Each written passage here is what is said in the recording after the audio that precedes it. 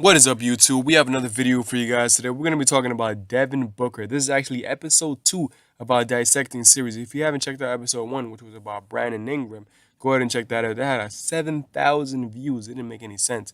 That's my most viewed video, and a lot of people commented and said it was a great analysis, and they liked it. So if you did like that, we're back with episode 2. If you guys really do like this, I won't mind doing more of these, and you can go ahead and comment a player below. And don't forget to drop a like first of all. Drop a like and share the video if you want to. And enough of the chit chat. Let's get right into this video though.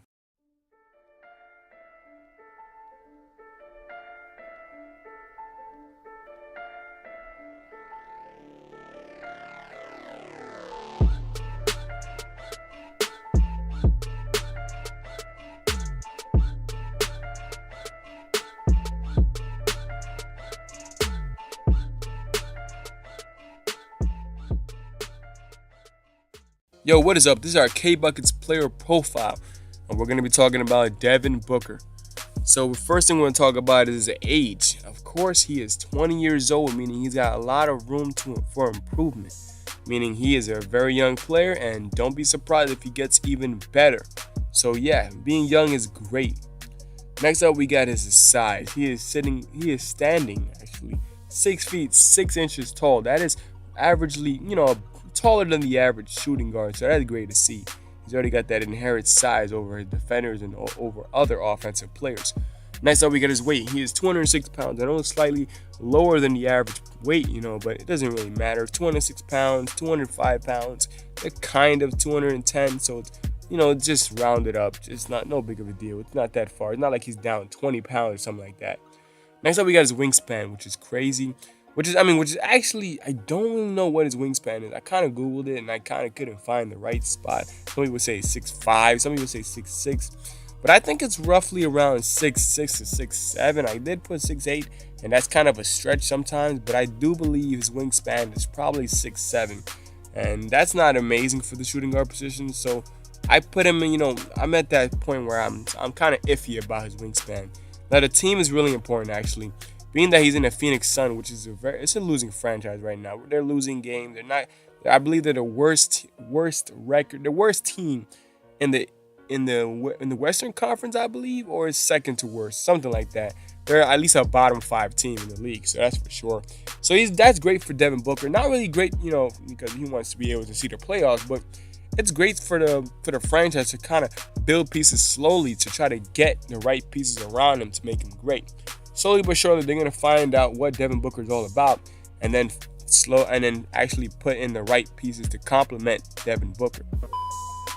On the screen, you can see several pros I listed about Devin Booker. These are my thoughts of his pros. If you have your own pros you think I might have missed, be sure to comment them below. Well, first pro to his game is perimeter scoring. For a guy at his age, I gotta say he's got a huge arsenal of moves in his pockets, from hesitations, fadeaway, hop step jumpers. It's pretty safe to say that it's really difficult to contain this guy on the perimeter. Also, he has no set ranges, so start guarding him the moment he enters the half court. He could hit it from that far, trust me. Next thing I love about him is his elite confidence. He's really not scared to take any shot. He believes he's great, and that's always good to see. A guy who isn't afraid to take any shot with 100% confidence, meaning missing shots won't shut him down. He will eventually start heating up. So beware for that, defenders. Another point is his transition control. While watching him play, I noticed that he is really under control in transition. Most young players on a fast break only see the rim and probably lose handles and doesn't see trailing teammates. But Devin Booker, this guy can control the tempo in transition and break down the defense easily. Last but definitely not least is his underrated and decent playmaking skills. Honestly, his playmaking skills are amazing. I wouldn't be surprised at all if he ends up playing the point guard position at one point in his career. He's got some really sharp vision for quote-unquote a ball hog, which people call him. And actually, he's actually very, very unselfish. I get it. People believe he's perfect. But yes, Booker has cons. First, we have is his strength. Honestly, I hardly see him overpowering his defenders unless they are undersized. This is why he mostly settles for mid-range jumpers or or close range jumper, something along those lines. He doesn't have that Kobe Bryant strength who used to power his way in the lane. That's one reason why he's not like Kobe. Defense is another problem he has. He doesn't look like he will ever be a terrific defender in his league. He hardly puts up much passion on defense, but we all know Kobe Bryant. He was an amazing defender. Yeah, another reason why he's not like Kobe. Okay, dunking was pretty random. But hey, we know Kobe and dunking is just something that we all know that goes together. While Devin Booker and dunking, that does not go hand in hand. It's Devin Booker and shooting. So if anything, we all know that even Kobe Bryant today will beat Devin Booker in a dunk contest. Come on. To be honest, that will be the case. Now speed. Yep, I noticed that he hardly ever explodes to the rim on breaks. His defenders always seem to catch up with him, making him pretty much forced into a jumper most of the time. His lack of speed is noticeable on defense as well. Last, but actually it's not a big of a deal, but yeah, he's kind of trigger happy. He's not afraid to shoot at any time. He takes a lot of outrageous shots that aren't really high percentage shot. That's why his field goal percentage right now is really bad. He takes like deep threes, which is, I guess only Steph Curry can take him. But hey, he takes like contested shots. He takes shots while getting triple teamed.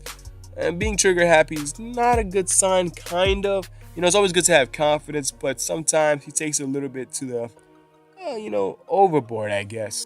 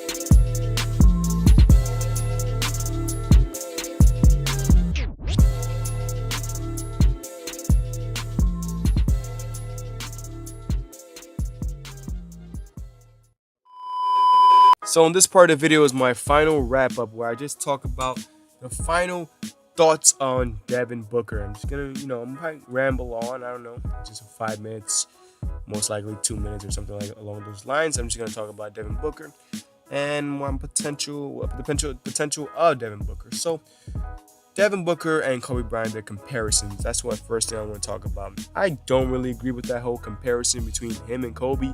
Like him and Kobe, especially when they're young, they're like two different brands of players. Kobe Bryant was like a come up. He was trying to get in the league. He was a young player. He was drafted young. He had to earn his way up. He had to earn his way up to the rotation to become the guy. But Devin Booker was already drafted to be that guy for the Suns, even though the Suns were kind of in a desperate state, so they had to take anybody. But I guess the Lakers were just very fortunate to get a Kobe Bryant on their team, a guy who was willing to work and get into his starting lineup role or something like that. And that's what Kobe was. He tried to get into his role. Devin Booker, as we saw, he was going to be their guy since the start. I'm hearing a lot of people saying, oh, he was drafted at 13th pick, and both of their fathers play in the NBA. All those strange comparisons that just kind of lined up together, and people are like, oh, they're the same height, they're both 6'6", but it doesn't mean anything. It doesn't mean he's Kobe Bryant. This is where I think Devin Booker is. I think Devin Booker is like a fusion of a Steph Curry-ish, sort of like Paul Pierce. Okay, this is crazy. I think he's like a fusion. That's great. Comparing those two players, Paul Pierce is great. We're talking about shot creating version of Paul Pierce, the guy who was great at getting the ball and be able to shoot at any sort of difficult angles and stuff. Paul Pierce was that type of guy. He had that kind of shot. Now Steph Curry, I'm basically talking about his range. His defense is not. Of course he get a lot of steals because the way the team plays in a high tempo kind of way. Generally people get frantic and they end up losing the ball. Steph Curry just ends up being a guy who picks it up and gets the steal. So yeah, that is reasonable. One-on-one defense, we all know Stephen Curry is not great at that. Highlight films, he was on the opposite end of it. You know what I'm talking about. And he's not really great. The guy who's going to lock down, the guy who's going to keep a guy on 20 points or on 10 points or something like that, make them struggle. He's not that type of guy. He's really not. Steph Curry's not that lockdown defender, just like Devin Booker. Now, that's kind of where I kind of put their fusion in together. If you guys have any other suggestion on who you think Devin Booker is sort of a blend of, well, if I were to put Devin Booker into a blender, I say Paul Pierce, sort of that shot creating, and not really fast because Paul Pierce is not really athletic. He was not really the guy who's gonna run up and down the court. He had this pace to his game that was pretty silky, pretty silky, and I feel he had a lot of confidence in his game. So that's where I see with Devin Booker. He has that confidence similar to Paul Pierce. Now Steph Curry, he got that long range. Is mostly I'm trying to give him that because he got that I can shoot from anywhere kind of range where Steph Curry does the same thing. He can shoot from anywhere. So that's practically where I say it. Well, Kobe Bryant, he was an athletic guy. He could dunk from anywhere on the court. Well, kind of anywhere, but like anywhere in the painted area, basically, on defenders. While Devin Booker, he'll most likely step back and go ahead and do a step back jumper or a fadeaway or something like that instead of a try to posterize his defender. That's why I can't see the comparison. So that's just my opinion, and that is about it for the final wrap up. Well, I hope you guys enjoyed this video. Be sure to drop a like and subscribe if you're new. And I hope you guys enjoy the rest of your day. And peace out, guys. And stay tuned. Stay tuned for another episode of our Dissecting series because we have a lot more to come. And be sure to drop a player you guys want me to do. It doesn't have to be a rookie player, a young player, because I generally like young players because they can see the potential. But I would love to see, I won't mind going and talk about older players. Like I could talk about Chris Paul. Eventually, I'm going to do one about him because I feel like doing one about him. All right. So, yeah. Hope you guys enjoy the rest of your day, and peace out, guys.